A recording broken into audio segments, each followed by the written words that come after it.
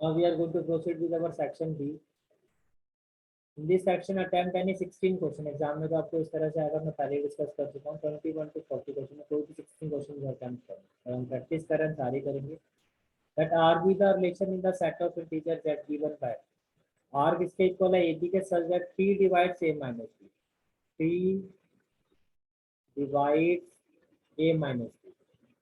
यानी A और B का जो डिफरेंस होगा वो P से क्या होगा, तो डिविजिबल होगा. P से क्या होगा आपका, डिविजिबल होगा. तो देखो अब A और B जो है आपके वो क्या है, that R be the relation set of integer. A और B दोनों आपके इंटीजर्स हैं. A और B दोनों आपके क्या है, इंटीजर्स हैं. अगर देखो मैं रिफ्लेक्सिव चेक करता हूँ, A के साथ आप A लोगे तो A माइनस A क्या होगा, 0. और P जो है वो 0 को डिवाइड करेगा. P जो है वो आपका 0 को डिवाइड करेगा, राइट. अब ए बी और बी ए वाला केस आप लो, यहाँ पे सिमेट्रिक का भी ऑप्शन है. तो आपका ऑप्शन क्या है, रिफ्लेक्सिव है, ट्रांजिटिव है, सिमेट्रिक है, नॉट रिफ्लेक्सिव. तो नॉट रिफ्लेक्सिव वाला तो गलत होगा. नॉट रिफ्लेक्सिव वाला तो क्या हो गया, गलत. और मैं देखो इंटीजर्स है तो आपको लिमिट क्या है, यहाँ पे कोई नंबर्स बता रहे हैं कौन से इंटीजर्स है, बोलो. नहीं भैया. तो सभी में होना चाहिए. तो सभी इंटीजर्स का डिफरेंस तो 3 से डिविजिबल नहीं होगा, तो सिमेट्रिक नहीं हो सकता. और सभी जो कंडीशन है वो ट्रांजिटिव भी नहीं होगी. तो बेसिकली आप ये कह सकते हैं हाँ भाई ये रिफ्लेक्सिव सभी नंबर्स के लिए होगा. कोई भी नंबर लोगे उसको उसी से माइनस करोगे तो 0 ही आएगा, 0 3 से डिविजिबल होगा. तो ये सिर्फ रिफ्लेक्सिव होगा. Is it clear? हाँ जी भैया. और ये तब आप जब खुद ही बता सकते हो, अभी मैंने डिस्कस किया आपके साथ. fx is equal to modulus x, then not equal to 0. but not differentiable at x equal to 0, right? Not differentiable at हाँ. equal to 0. नेक्स्ट क्वेश्चन है आपका,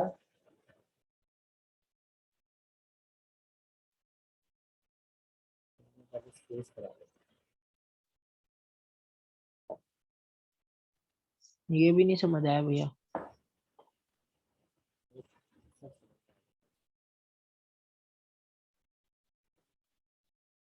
देखो क्वेश्चन क्या है आपका, बहुत ध्यान से समझना इसको. कहता dietitian wishes to mix together two kinds of food and Y. Dietitian है वो दो तरह के फूड को मिक्स कर रहा है, एक फूड एक्स और एक food Y, in such a way that the mixture contain at least 15 units of carbohydrate. दोनों फूड को इस तरह से मिक्स करना है कि कम से कम 15 यूनिट्स का कार्बोहाइड्रेट होना चाहिए जो मिक्सचर बनेगा, और कम से कम उसमें 17 यूनिट प्रोटीन होना चाहिए, और एट मोस्ट, कम से कम ही ज्यादा से ज्यादा, at most 6 unit of fat होना चाहिए. Nutrient content of 1 kg food is given to. ये 1 kg फूड है, और 1 kg ऑफ फूड एक्स जो है उसकी कॉस्ट कितनी है, ₹16. 1 kg ऑफ फूड वाई जो है उसकी कॉस्ट कितनी है, ₹20. फाइंड द लीस्ट कॉस्ट, आपको मिनिमम कॉस्ट निकालनी है ऑफ द मिक्सचर. तो ये आपका ऑब्जेक्टिव फंक्शन यहाँ से बनेगा. पहले तो आप इस चीज को ऐसे समझो कि जो फूड एक्स है, 1 kg ऑफ फूड एक्स है, उसमें कार्बोहाइड्रेट कितना है, 1 यूनिट, और उसमें प्रोटीन कितना है, 3 यूनिट, और फैट कितना है, 1 यूनिट. ऐसी 1 kg ऑफ फूड वाई जो है उसमें कार्बोहाइड्रेट कितना है, 2 यूनिट, प्रोटीन कितना है, 2, और फैट कितना है. यहाँ तक क्लियर हो गया आपको? ठीक है. अब वो हाँ कैसे जी भैया. मिक्स करेगा ये आपसे पूछा गया है. तो देखो जब हम बात करते हैं, मान लो जो फूड एक्स को वो मिक्स करेगा, फूड एक्स क्वांटिटी होगी 3, और फूड वाई को जो वो मिक्स करेगा उसकी क्वांटिटी आप ले लो 3, राइट. यहाँ तक सारी चीजें क्लियर हो गई आपको? ठीक है. अब देखो अगर फूड एक्स की हम पी यूनिट लेते हैं, यानी कि फूड एक्स की जो क्वांटिटी है वो पी है, राइट. तो फूड एक्स में जो कार्बोहाइड्रेट है वो कितना, 1 यूनिट. तो अगर पी यूनिट होगा तो पी यूनिट में कार्बोहाइड्रेट कितना हो जाएगा, कहने से दैट पी. बोलो, अगर मैं कार्बोहाइड्रेट की बात करता हूँ पी हो जाएगा भैया. तो पी यूनिट में पी इंटू 1 कितना हो जाएगा, पी. और जो फूड वाई है उसमें कार्बोहाइड्रेट का कंटेंट है 2, तो क्यू इंटू 2 कितना हो गया, तो 2. 2 बाई. क्वेश्चन में कहा गया ये जो आपका टोटल कार्बोहाइड्रेट है, यानी कि ये मिक्सचर है, ये जो आपका मिक्सचर होगा फूड का, इसमें टोटल का एटलीस्ट 15 होना चाहिए. एटलीस्ट, एटलीस्ट का मतलब ये जो टोटल कंटेंट है कार्बोहाइड्रेट का ये ग्रेटर देन और ग्रेटर देन। होना चाहिए। ये समझ में आ गया? हाँ जी भैया। तो ये जो कार्बोहाइड्रेट की क्वांटिटी है 15 के इक्वल है, 15 से ज्यादा होनी चाहिए, तो इस तरफ आपका ये फेस होता है। अब बात करते हैं प्रोटीन की। तो फूड एक्स में प्रोटीन कंटेंट है 3, तो 3 में कितना होगा 3p, और क्यू में कितना होगा आपका 2p। ये भी एटलीस्ट 17 है, तो ये भी ग्रेटर देन इक्वल टू 17 होना चाहिए आपका। तो फिर हम बात करते हैं फैट की। पी में 1 है तो ये पी, क्यू में आपका 1 है तो प्लस क्यू। ये एटमोस्ट है, ये आपका एटमोस्ट है, तो ये क्या होना चाहिए आपका, ये आपका लेस देन 6। इक्वल टू नहीं, लेस देन सिर्फ एटमोस्ट।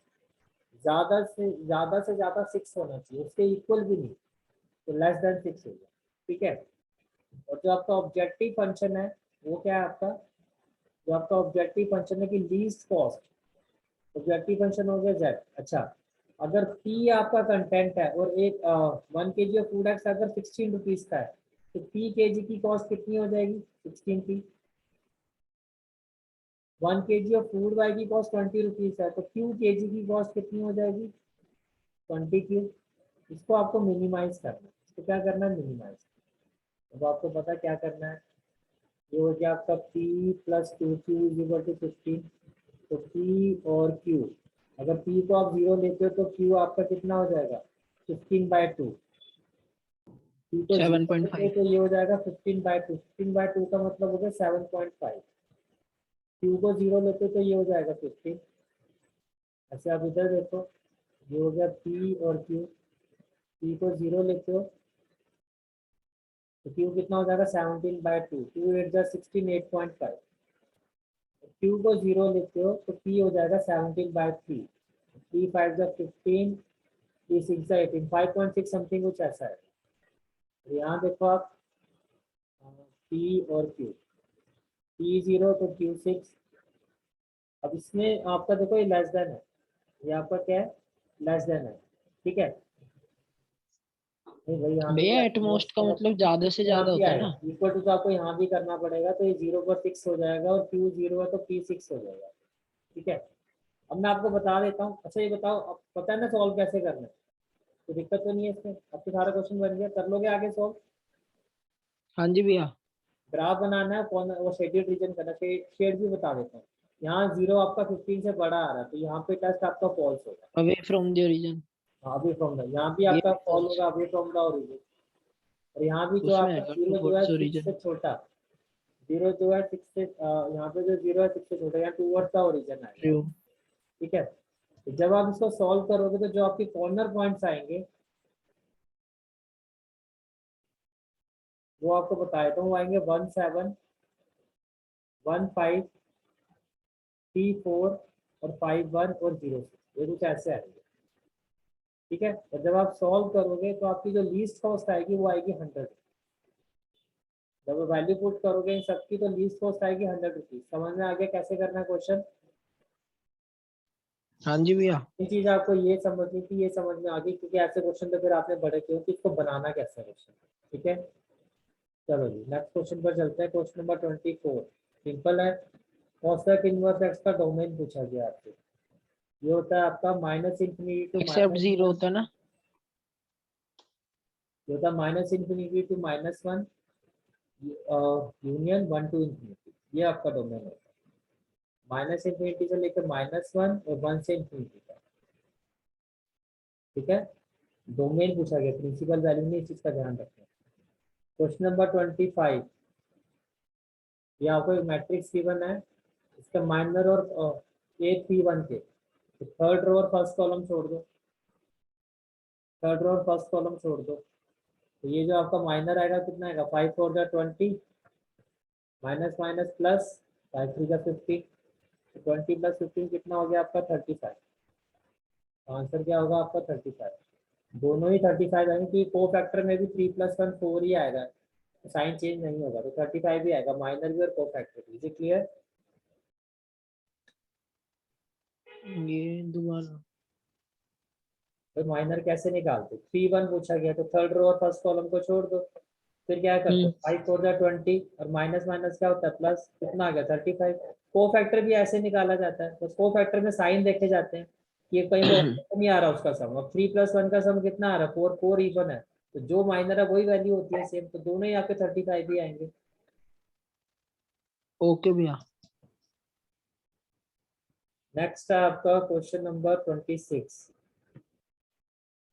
नेक्स्ट है आपका क्वेश्चन नंबर 26, आपको डेरिवेटिव निकालना है इसका x e raise to power log x का, तो y हो गया आपका x e raise to power log x। तो dy बाय dx कैसे निकालोगे, dy बाय dx निकालोगे, देखो सिंपल है।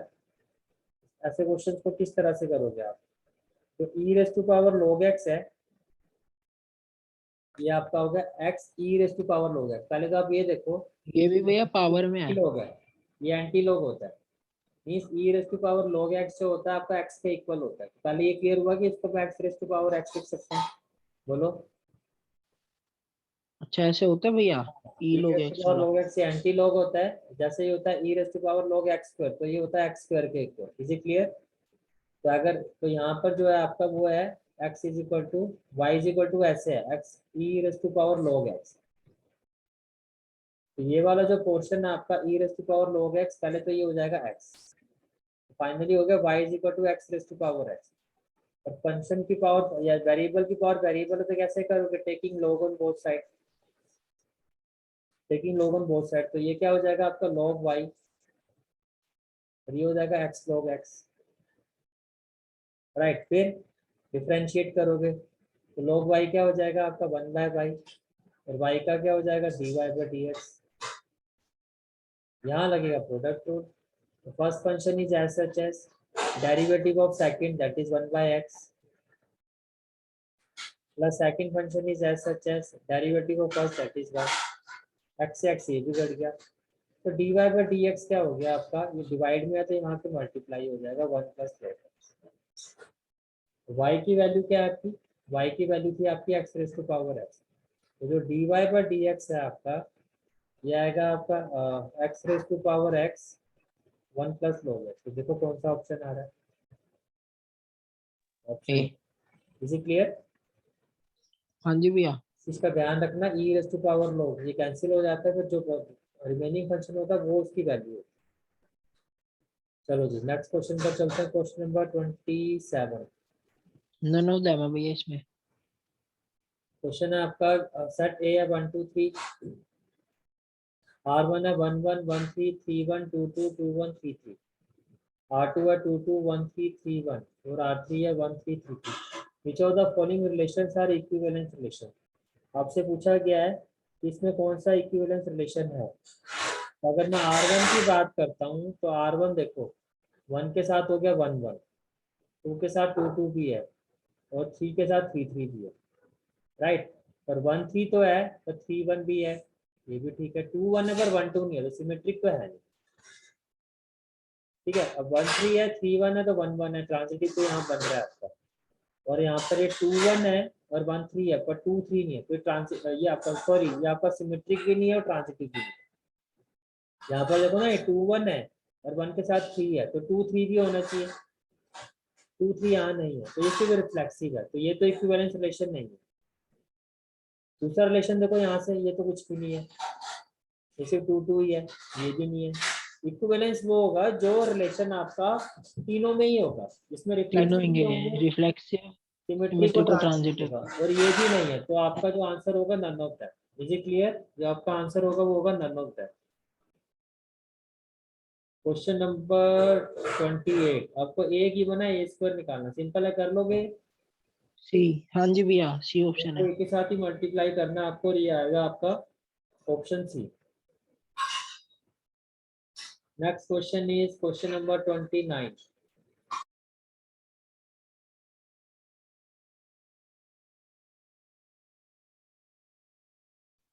ये आवाज आ रही है मेरी? हाँ जी भैया। y गिवन है, अब देखो सब में y2 की वैल्यू पूछी हुई है, तो y गिवन है आपका e raise to power 9x, पहले y1 निकालो दैट इज फर्स्ट डेरिवेटिव, ये आएगा 9 e raise to power 9x। फिर y2 निकालो, फिर 9 से 9 आ जाएगा 81 e raise to power 9x। 81 e raised to 1 है, तो आपका आंसर होगा option C. Is it clear? Option C. ये भैया अगर ऐसे नीचे नंबर लिखा होता तो वो डेरिवेटिव होता है? हाँ जी, dy by dx ओके को भैया। देखो, dy by dx को एग्जाम में आपको y डैश भी दे सकता है, y1 भी दे सकता है, और d square y by d x square को एग्जाम में आपको y डबल डैश या y2 भी दे सकते हैं। ठीक है। ओके भैया हाँ जी। क्वेश्चन नंबर 30, आपको principal value of cosec inverse -2/√3 पूछी हुई है। ठीक है, -5/3। -5/3 बिल्कुल ठीक है। ऐसे बहुत क्वेश्चन हमने प्रैक्टिस किए। -5/3 आएगा आपका। Question number 31, a E raise to power है तो d square y by d x square पूछा गया। तो देखो अगर मैं यहाँ से d y by d x निकालता हूँ, वो हो जाएगा 8 a E raise to power 8x, और ये माइनस है तो ये हो जाएगा -8 b E raise to power minus, right. ये आ गया आपके पास वाली।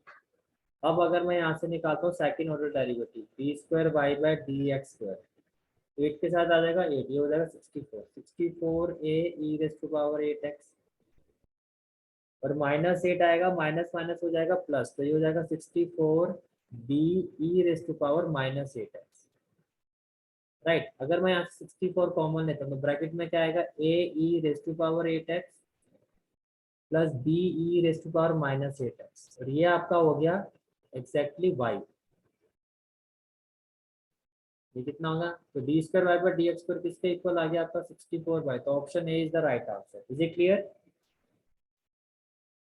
हाँ जी भैया। ओके, जहां भी डाउट होगा माइक ऑन करके बोल दो। क्वेश्चन नंबर 32, नहीं, क्लियर है भैया। क्लियर है? क्या आंसर आया आपका? 32 को भैया D. Yes, D is the right answer for this question. D is the right answer for this question. Then question number 33, इसका objective function. which of the following the constant of a linear function has to be maximized or minimized according to a set of given condition? which of the function, yes objective function को ये maximise और minimise करते हैं, बिल्कुल ठीक है ये आपका। नेक्स्ट है आपका क्वेश्चन नंबर 34, y गिवन इसका है आया भैया y सी। बाय dx स्क्वायर, क्या है आंसर? इसका सी। तो dy बाय dx तो आएगा आपका, ये आएगा -3x स्क्वायर, 4x स्क्वायर का हो जाएगा आपका 8x, और 8x का हो जाएगा 8। फिर आपने निकाला d square y by d x square, तो ये आ जाएगा आपका -6x प्लस 8। अब यहाँ से अगर मैं -2 कॉमन लेता हूँ तो ये हो जाएगा 3x माइनस 4, 3x माइनस 4, तो ऑप्शन सी आएगा, बिल्कुल ठीक आ रहा है आपका यहाँ से। क्वेश्चन नंबर 35, ए गिवन है, बी गिवन है, डेटरमिनेंट ऑफ ए बी निकालना है, तो पहले तो ए बी निकालोगे। भैया डायरेक्ट हम इसमें प्रॉपर्टी लगा के नहीं कर सकते, determinant A into determinant B? नहीं, इसको डायरेक्टली इस तरह से करना, इसको ज़्यादा करना ही नहीं है आपको। जब आप इसको सॉल्व करोगे तो ये कितना हो जाएगा, 100 इंटू 70, ये हो गया आपका 7000 प्लस हो गया 150, ये हो गया आपका 3000 प्लस हो गया 240, ये हो गया आपका 1400 प्लस हो गया 20, 20 इंटू 30 हो गया आपका 600, और 8 4 हो गया 32, 7000 प्लस 150 हो गया 7150, 3000 प्लस 240 हो गया 3240, ये हो गया आपका 1420, और ये हो गया 632। तो डेटरमिनेंट निकालना है, ये तो ये भी आया, मुझे निकालना डेटरमिनेंट, इसको डेटरमिनेंट कर दो इस तरह से। तो डेटरमिनेंट ऑफ ए बी क्या होगा, इसको इसके साथ मल्टीप्लाई करोगे, देखो, और ये जो इसके साथ मल्टीप्लाई करोगे, तो अगर मैं इसको कैलकुलेटर में कैलकुलेट करूँ तो ये आएगा आपका 451880। मल्टीप्लाई आपको पता कैसे करना है, माइनस हो जाएगा 4600800, तो इट विल बी -82,000 आएगा ये आपका। Is it clear? हाँ जी भैया। कॉट इनवर्स √3 की प्रिंसिपल वैल्यू क्या है ये बताओ। ये आएगी भैया 30 डिग्री, 5/6। 5/6, ये कितना आएगा आपका 5/6। Question number 37, W be the be. set of words in the English dictionary. A relation R is defined when W as R is equal to xy belongs to w into w such that x and y have at least one letter in common. x and y at least one letter in common, right? तो देखो reflexive तो होगा, reflexive तो होगा, can I say that? अच्छा, symmetry की अगर हम बात करते हैं तो let x y belongs to R, तो एक्स वाई अगर बिलोंग करेगा इसको डब्ल्यू को, तो वाई एक्स भी करेगा। वाई एक्स भी करेगा आपका, उसमें भी कोई एक भाई सेम चीज तो एक्स वाई है भाई, तो ये सिमेट्रिक भी होगा आपका, पर या ट्रांजिटिव नहीं होगा। ये सिमेट्रिक भी होगा आपका। एक्स वाई में कोई एक लेटर कॉमन है, वाई जेड में कोई एक लेटर कॉमन है, जरूरी नहीं कि एक्स और जेड में कोई एक लेटर कॉमन है, या होगा बोलो? अगर आप नहीं कहते हो होगा एक्स भैया। वाई, अगर आप कह रहे हो एक्स वाई बिलोंग कर रहा है तो इसमें कोई एक लेटर कॉमन है आपका, हम्म। राइट? और वाई जेड में कोई एक लेटर कॉमन है, तो बिल्कुल भाई अगर पर वाई एक्स जेड में नहीं है। एक्स जेड में होगा, ये जरूरी नहीं है ना। जैसे कि मैंने यहाँ पे लिखा कोई एक लेटर लिखा जिसमें एक्स और वाई में मान लो ओ कॉमन है और वाई और जेड में ए कॉमन है, तो एक्स और जेड में जरूरी नहीं है ना, लेटर सेम थोड़ी ना है, सिर्फ एक वर्ड सेम थोड़ी ना है आपका। तो ये सिमेट्रिक और रिफ्लेक्सिव तो होगा पर ट्रांजिटिव नहीं होगा। Is it clear? हाँ जी भैया। क्वेश्चन नंबर 38, ए आपका 2 है, बी आपका ये ए प्लस बी निकालना है, क्या नॉट निकालना है? Possible. A plus B. Is it possible? Not possible. Not possible. Sine 3x at x equal to pi by, sine 3x का डेरिवेटिव क्या होगा आपका? कॉस 3x, और 3x का क्या होगा? 3। अब x की वैल्यू कितनी है? Pi by 3। 3 से 3 कट गया, कॉस पाई आ गया, और इनटू में आपका 3 है। कॉस पाई की वैल्यू कितनी होती है? -1। -1 इंटू 3 कितना हो गया? -3। ये क्लियर? भैया मैंने तो डायरेक्टली पहले साइन वाले में पुट करके फिर डेरिवेटिव कर दिया तो उससे जीरो आ रहा है। नहीं, डायरेक्टली कैसे करोगे? पहले सॉल्व करना, सिंप्लीफाई करना, फिर x की वैल्यू, ये वैल्यू हमेशा लास्ट में पुट की जाती है। जी क्लियर? हाँ जी भैया। और last question, question number 40, x2 -1 3 0 0 equal to 0 0। अब देखो 6 आ रहा है भैया। कितना आ रहा है आपका? 6। हाँ, 6। तो जब आप इसको सॉल्व करोगे तो ये x - 6 इक्वल टू 0 आएगा और x की वैल्यू 6 ही आएगी। तो ए और बी सेक्शन कंप्लीट हो गया। नेक्स्ट क्लास में will proceed with section C and then your paper will be complete. Okay.